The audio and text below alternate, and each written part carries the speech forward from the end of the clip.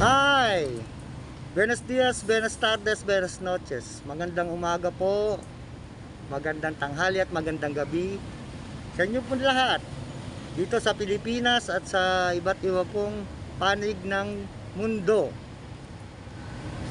Andito ako ngayon. Ako po'y si Troops Punay, sa pong Grab rider, Grab food rider. Dati po akong Grab car, and then nung pandemic,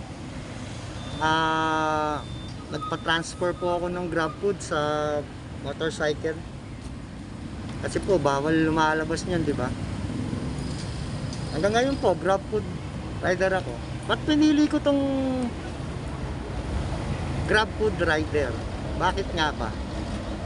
Pinili ko kasi mas exciting, mas madaling sumingit sa traffic, at mas marami kang makikilala ng mga kaibigan at mga tao.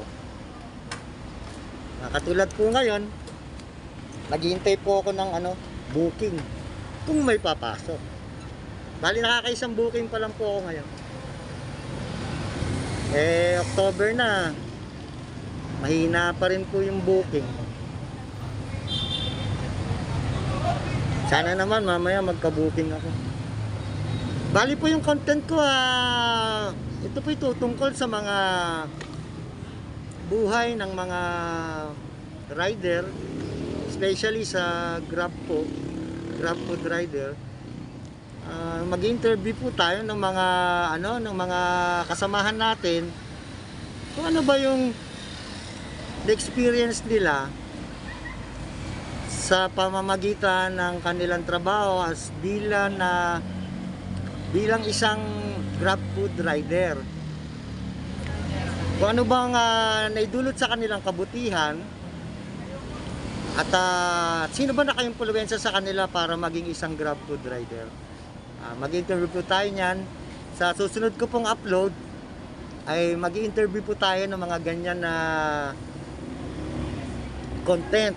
Kasi po para malaman nyo rin na ang isa palang rider napakahirap pala ng sistema. Kumbaga masaya pero mahirap. Siyempre, bakit ko nasabing mahirap?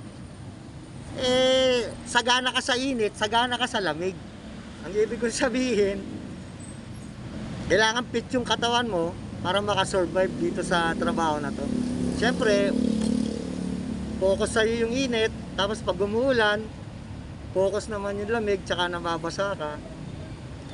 Yan po yung tatalakayan natin sa susunod na content ko.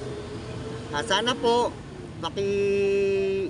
subscribe nyo po ako dito sa aking YouTube. Bago lang po ako. Sana po, supportahan nyo ako. Para po malaman nyo ang buhay po namin ng mga riders, especially sa food. Thank you po. Maraming salamat.